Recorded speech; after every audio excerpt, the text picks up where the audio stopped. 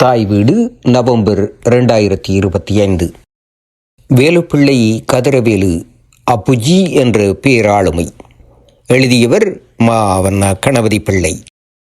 நெடுந்தீவு மேற்கில் 1916 ஆண்டு கார்த்திகை மாதம் 21 நாள் வேலுப்பிள்ளை தங்கம்மா தம்பதிகளின் தவப்புதல்வனாக பிறந்தவர் தான் அப்புஜி. பெற்றோர் அவரை செல்லமாக ரத்தினம் என்றே அழைத்தனர். ரத்தினம் பிறந்து சிறிய கால பகுதியில் வேலுப்பிள்ளையும் தாயாரும் காலமாகிவிட்டனர். அதன் காரணமாக அவரின் பெரிய தந்தையாருடனும் பேரனுடனும் தான் வாழ்ந்தார். இவரது இளமை கல்வி நெடுந்தீவில் கத்தோலிக்க மிஷனரி வித்தியாலயத்தில் ஆரம்பமானது. அதனால் கத்தோலிக்க சமயத்தில் சேர்ந்தார். 1923 ஆண்டு சைவ வித்தியா விருத்தி சங்கம் ஹிந்து போர்ட் உருவாக்கப்பட்டது. அதன் தலைவராக இருந்த சேர் பொன் ராமநாதன் அவர்கள் முயற்சியாலும் அவரின் பின் தலைவராக வந்த சேர் வைத்திலிங்கம் போன்றோரின் அரிய முயற்சியாலும் இதன் முகாமையாளராக இருந்த இந்து போர்ட் ராஜரட்னம் அவர்களின் தொடர் முயற்சியாலும் இலங்கை முழுவதிலும் பாடசாலைகள், கலாசாலைகள், சிறுவர்கள் இல்லங்கள் என 187 நிறுவனங்களை உருவாக்கினார்கள். இதன் நோக்கம் ஏழை சைவ குழந்தைகள் மதம் மாறாது தமது கல்வியை பெற வேண்டும் என்ற வேணபாவாகும். இவ்வாறு திருநெல்வேலியிலே இவர்களால் அமைக்கப்பட்ட முத்துத்தம்பி வித்தியாசாலையிலே பெற்றோரை இழந்த பிள்ளைகள் தங்கியிருந்து கற்பதற்கான வசதிகளும் செய்து கொடுக்கப்பட்டது. எனவே இரத்தினம் என்ற கதிரவேலு அப்புஜி அவர்கள் அக்கல்லூரியிலே முழுநேர மாணவனாக சேர்ந்தார். இவரின் ஆசிரியர்களாக இருந்தவர்கள் பண்டிதமணி சி. கணபதி பிள்ளை போன்ற தமிழிலும் சைவத்திலும் ஆற்றல் உள்ள மேதைகள். அவர்களின் கற்பித்தல் பாணியும் மாணவர் அணுகுமுறையும் நன்னடத்தையும் அறநெறி கருத்துகளும் ஆன்மீக சிந்தனையும் இரத்தினம் என்ற கதிரவேலுவை வெகுவாக கவர்ந்தன. பண்டிதமணி சி. கணபதி பிள்ளையின் உள்ளங்கவர்ந்த மாணவரானார் கதிரவேலு அவர்கள். பண்டிதமணி அவர்கள் தன் வீட்டு நூலகத்திலிருந்து புத்தகங்களை கொண்டு வந்து கொடுக்கும் அளவிற்கு நட்பெருமையுடன் பழகினார். அவரது நன்னடத்தையும் மாணவர் மைய கல்வியும் கவர்ச்சியாக இருந்தமையால் அவரை பின்பற்றினார் கதிரவேலு அவர்கள். அதனால் அவர் தழுவியிருந்த கத்தோலிக்க சமயத்தை விட்டு சைவ சமயத்தை பின்பற்றத் தொடங்கினார். ஆசிரியர் தேர்வில் தெரிவாகிய கதிரவேலு அவர்கள் பேராதனை ஆனாத்தானா கானா பாடசாலையிலே முதல் நியமனம் பெற்றார். பண்டிதமணி சி. கணபதி பிள்ளை கதிரவேலு ஆசிரியருக்கு ஆசி வழங்கும் போது, நீர் போகிற இடம் மிக கல்வி வசதி தேவைப்படும் இடம். அந்த இடத்தில் நீ பல பாடங்களை படிப்பாய். உன்னை நீ ஆக்கும் நிகழ்வுகள் நடைபெறும். சென்று வா என்று வாழ்த்தி விடை கொடுத்தார். பேராதனைக்கு சென்று அங்குள்ள வறிய குழந்தைகளையும் அவர்களின் வாழ்க்கை முறைகளையும் பார்த்து உள்ளம் விரும்பினார். அந்த குழந்தைகளை சமூகத்தில் உயர்த்த வேண்டும் என்ற எண்ணம் கொண்டார். இந்த நேரத்தில் 1960 ஆண்டு இந்தியா சென்று காந்திய பல்கலைக்கழகமான வார்த்தா பல்கலைக்கழகத்தை பார்வையிட்டார். தயாள்பாக் தாவனம், அரவிந்தர் ஆசிரமம் போன்றவற்றையும் பார்வையிட்டார். அங்கிருந்துதான் அவரின் உள்ளத்தில் குருகுலம் ஒன்றின் அவசியம் புரிந்து கொள்ளப்பட்டது. 2 ஆண்டுகள் இந்திய பயிற்சியை முடித்து இலங்கை திரும்பி உருத்திரபுரம் மகா வித்தியாலயம் அதிபரானார். அங்கு அயல் கிராமங்களில் உள்ள பிள்ளைகளை எல்லாம் அரவணைத்து பாடசாலையை சிறப்பாக கொண்டு நடத்தினார். இவ்வேளை வினோபாஜி அவர்கள் பேராதனை பல்கலைக்கழகத்திற்கு வந்தார்கள்.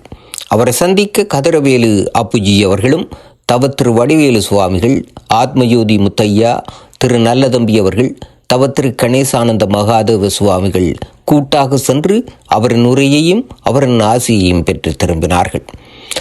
அந்த ஆதரவில் 1964 ஆண்டு மாசி மாதம் 24 தேதி 11 ஏழை சிறுவர்களுடன் திரு காவண்ணா நாகலிங்கம் ஆசிரியர் அவர்களின் காணியிலே 7ஆம் வாய்க்காலில் உதயமானதுதான் குருகுலம். பெர்னார்ட் ஷா என்ற பேரறிஞர் குறிப்பிடும் பொழுது, நீ உன்னை யார் என்று சொல்லாதே, உன் நண்பர்களை சொல், நான் உன்னை யார் என்று சொல்வேன் என்று குறிப்பிட்டார்.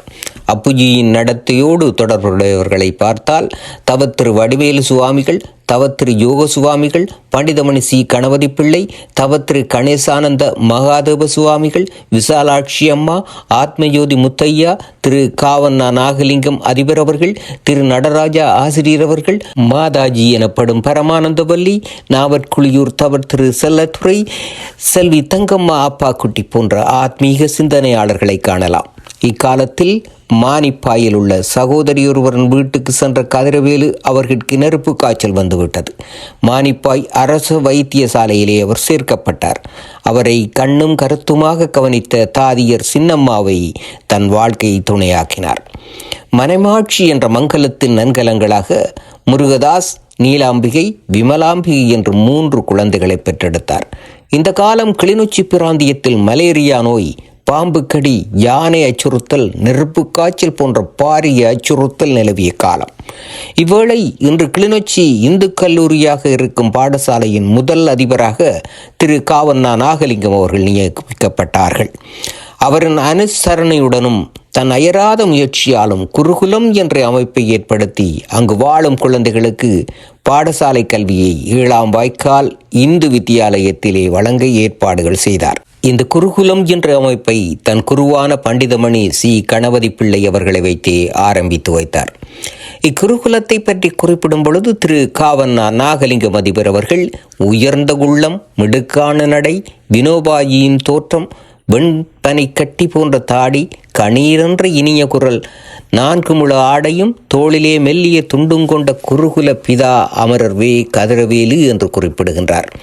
மேலும் தவத்திரு கணேசானந்த மகாதேவ சுவாமிகள் குறிப்பிடும் பொழுது காட்டை களனியாக்கி குருகுலத்தை நிலைநாட்டியவர் என்றும், பூசைகளை தமிழில் செய்த புரட்சியாளர் என்றும், நல்லாரை காண்பதும் நன்றே, நல்லோர் குணங்கள் உரைப்பதும் நன்றே என்ற பொன்மொழிக்கேற்ப அவர் புகழ் பாடப்பட வேண்டியது என்றும் குறிப்பிடுகின்றார். மேலும் பண்டிதமணி சி. கணபதி பிள்ளை அவர்கள் குறிப்பிடும் பொழுது அற்றார் அழிபசி தீர்த்தல் அகுதொருவன் பெற்றான் பொருள் வைப்புலி என்ற வள்ளுவர் திருக்குறளுக்கு இலக்கணமாக வாழ்பவர் கற்றாங்கொழுகும் மாண்புடையவர் திரு கதிரவேலு என்று குறிப்பிடுகிறார். அன்றைய குருகுலம் 316 குழந்தைகளுடனும் 285 ஏக்கர் நிலத்துடனும் அப்புஜி, அம்மா போன்றோரின் அனுசரணையுடனும் சிறப்புற்று காணப்பட்டது. 1994ஆம் ஆண்டு அமெரிக்க கல்வியியல் சிந்தனையாளர் ஹார்வர்ட் ஹார்டினர் என்பவர் பன்முக நுண்மதி என்ற ஒரு நூலை எழுதினார். அதில் குழந்தைகள் பலதரப்பட்டவர்கள், அவர்களிடம் 7 நுண்மதிகள் உள்ளன, அவற்றை இனங்கண்டு அவர்களை வளப்படுத்தினார் எல்லா மாணவர்களுமே விவேகமானவர்கள்தான். இந்த கோட்பாட்டை 1964ஆம் ஆண்டில் எமது கிளிநொச்சி பிரதேசத்தில் குருகுலத்தை ஏற்படுத்தி அதை நடைமுறைப்படுத்தி வெற்றி கொண்டவர் அப்புஜி. அதற்காக பல கைத்தொழில்களை அறிமுகப்படுத்தினார். பருத்தி வளர்த்து நெசவு தொழில், பேக்கரி கைத்தொழில், மரவேலை, இரும்பு வேலை, தையற் பயிற்சி, சமையற் பயிற்சி, விவசாய செய்கை, கால்நடை வளர்ப்பு, அச்சு தொழில், ஓட்டுத் தொழில், பண்ண வேலை என்று மாணவர்களுக்கு பிடித்தமான கைத்தொழிலை செய்யும் சந்தர்ப்பம் தரப்பட்டது. தன் நெசவுத்தறியில் நெய்த கதருடையே அப்புஜி எப்போதும் அணிந்தார். அங்கே சமைக்கும் சாப்பாட்டை மாணவருடன் உடனிருந்து அவர் உட்கொண்டார். சொல்வேறாகவும் செயல்வேறாகவும் செயற்படும் இக்காலத்தில் சொன்னபடி வாழ்ந்து காட்டிய மகா உத்தமர் அப்புஜி. இந்த கைத்தொழில் ஒன்றை கற்றுக்கொள்ளும் பிள்ளை பிற்காலத்தில் தொழில் இல்லை என்று யாரிலும் தங்கி நிற்காது, தானே தன்னை வளம்படுத்தி கொள்ளும். இதைத்தான் ரூசோ என்ற கல்வி சிந்தனையாளர் குறிப்பிடும் பொழுது, பிள்ளைகளை அவர்களாகவே வளரவிடுங்கள், அதுதான் பாடசாலையின் வகைபாகம். அத்தகைய சிந்தனைக்கு செயல் வடிவம் கொடுத்தவர் அப்புஜி. வள்ளுவன் குறிப்பிடும் பொழுது, உலகத்தோடு ஒட்ட ஒழுகல் பலகற்றும் கல்லான் அறிவிலாதான் என்றார். உலகத்தோடு சேர்ந்து வாழத் தெரியாதவன் அறிவில்லாதவன் என்று பொருள்படும். உலகத்தோடு சேர்ந்து வாழ மேற்படி கைத்தொழில்கள் பிள்ளைகளுக்கு உறுதுணையாக இருந்தது. பெருமைக்கும் ஏனை சிறுமைக்கும் தத்தம் கர்மமே கட்டளைக்கல் என்றார் வள்ளுவர். ஒருவர் பெருமை அடைகிறார் என்றாலும் சிறுமை அடைகின்றார் என்றாலும் அவரவர் செய்யும் காரியத்தாலே தான் அது அளவிடப்பட வேண்டும். அந்த வகையிலே அப்புஜியின் பெருமையை அவர் எடுத்துக்கொண்ட வாழ்வியல் முறை பறைசாற்றி கொண்டே இருக்கும். மற்றொரு உதாரணம், 1977ஆம் ஆண்டு இலங்கையில் இடம்பெற்ற இனவன்சியல் காரணமாக ஊரிழந்து, உறவிழந்து, உற்ற பொருள் தானிழந்து, அகதியென வந்தோரை ஆதரித்து வீடளித்து உயர்வளித்த உத்தமன் அப்புஜி. ஊற்றுப்புலம் என்றொரு கிராமத்தை உருவாக்கி அங்கே இடம்பெயர்ந்து வந்தோரை தங்கி வாழ வழி சமைத்தார். இதற்கு உறுதுணையாக இருந்தவர் முன்னாள் பிரதேச சபை தலைவர் வை. குகராஜா அவர்கள். இவ்விருவரின் அர்ப்பணிப்பிலும் அந்த கிராமம் எழுச்சி கண்டது. அங்கு ஒரு பாடசாலையை அமைத்தார். அப்பாடசாலையை அக்காலத்தில் ஊற்றுப்புலம் கதிரவேலு ஆனாத்தானா கானா பாடசாலை என்று அழைத்தார்கள். பின்வந்த பெரியோர்களால் கதிரவேலு என்ற பெயர் அகற்றப்பட்டு ஊற்றுப்புலம் ஆனாத்தானா கானா பாடசாலை என்றே அழைக்கப்படுகிறது. இந்த குருகுல வளர்ச்சிக்கு பாரிய பங்களிப்பு செய்த மில்க் ஒயிட் கனகராஜா அவர்களின் முக்கியத்துவம் குறைத்து மதிப்பிட முடியாது. குருகுல குழந்தைகள் உணவுக்குழு, சுகாதாரக்குழு, விவசாய குழு, பொதுக்குழு என்று பல குழுக்களாக பிரிக்கப்பட்டு ஜனாதிபதி, பிரதமர், மந்திரிமாரை தேர்ந்தெடுக்கும் ஜனநாயக தேர்தல் முறையைப் போல தேர்தல் வைத்து அவர்களின் சேவை சிறப்பாக நடைபெற முயற்சிகள் எடுக்கப்பட்டது. கல்வியோடு கருணை, காருண்யம், தர்மம், நீதி, சேவை, தியாகம், சிரமதானம் என்ற பண்புகள் பழக்கப்படவும் புரிந்து கொள்ளவும் ஏற்பாடுகள் செய்தார். அயல் கிராமங்களில் உள்ள பாடசாலைகள், கோயில்களில் குருகுல குழந்தைகள் தம் சிரமதானத்தால் சுத்தம் செய்தனர். 1983 சைவ போதகர் பயிற்சி அளித்து மலையகம், மன்னார், மட்டக்களப்பு, திருகோணமலை, யாழ்ப்பாணத்துக்கு தொண்டர்கள் அனுப்பப்பட்டனர்.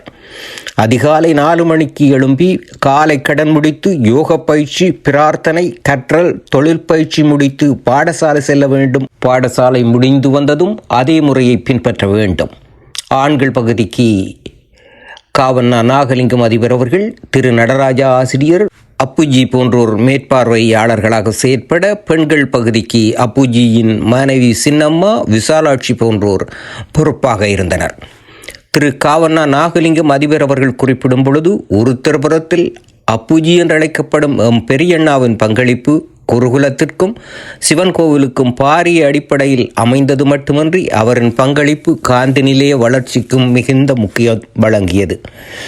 இலங்கையில் நாலாபுரங்களிலும் இருந்தும் மாணவர்கள் குருகுலத்திற்கு வந்தார்கள். அவர்கள் எந்த வேறுபாடும் இல்லாமல் ஒரு தாய் பிள்ளைகள் போல பார்த்த பெருமை அப்புஜியே சாரும். யாரும் அனாதை என்றோ வசதியின மாணவர் என்றோ கல்வியை பெறாதிருக்க கூடாது என்பதிலே நாட்டங்காட்டிய பெருந்தகையவர். இத்தகைய பெருமகனார் 24/10/1987 அன்று தன் மனைவி, மகள், மருமகன், பேரன் மற்றும் உறவினர்களோடு கள்ளியங்காட்டில் ஊடாக சென்று கொண்டிருக்கும் போது அகிம்சையை அறிமுகம் செய்த இந்திய நாடாம் காந்தி தேசத்தின் படையால் குண்டு வைத்து அதே இடத்தில் அக்கினியுடன் அப்புஜி, அவர் மனைவி, மகள், மருமகன் மற்றும் உறவினர் என ஐவரும் இறந்து போயினர். தூக்கி எறியப்பட்ட காரிலிருந்து கார் செலுத்துனரும் பேர குழந்தையொன்றும் மட்டுமே உயிர் தப்பினார்கள். சம்பந்தர் நெருப்பில் சங்கமமானார் என்றே படித்திருக்கிறோம். அதே போல எல்லோரையும் அரவணைத்து ஒரே தாய் பிள்ளைகள் போல ஒன்றாக வாழ பழக்கி கைத்தொழில் ஒன்றை கற்று வாழென்று போதித்த அந்த மகாத்மா அக்கினியுடன் சங்கமமாகியது பெரும் துயர் தரும் சம்பவமாகும். அன்பு, அகிம்சையை போதித்த இந்திய நாட்டின் வீரர்கள் இதை செய்தமை இந்தியாவிற்கு தீரா பழியை தேடித் தந்த மற்றொரு சம்பவமாகும். வையத்துள் வாழ்வாங்கு வாழ்ந்து மற்றவர்களுக்கு வழிகாட்டிய மாபெரும் ஆத்மாவுடன் இன்று இல்லை. இன்று அவரின் 109வது நினைவு தினம். அவரை மறந்து விடாமல் அவரின் நினைவு தினங்கள் இலங்கையர் வாழும் இடங்களிலெல்லாம் நினைவு கூற வேண்டும்.